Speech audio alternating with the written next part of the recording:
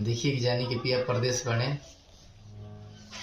और ते अपना राजा जी के फोन लगा के कैसे अपना राजा जी से कहत रहिए भी कि चढ़ल फगुआ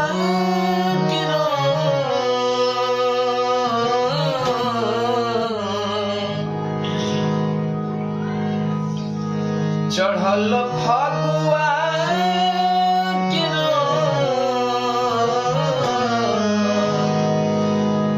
करे जो बना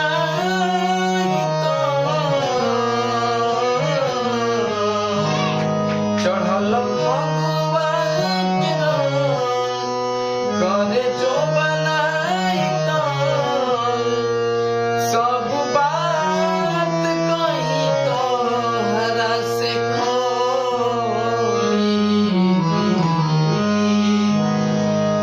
हमारा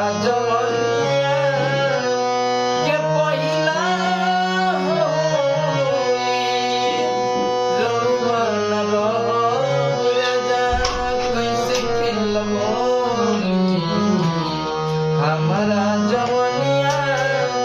के पहिला होली रउआ न रहब राजा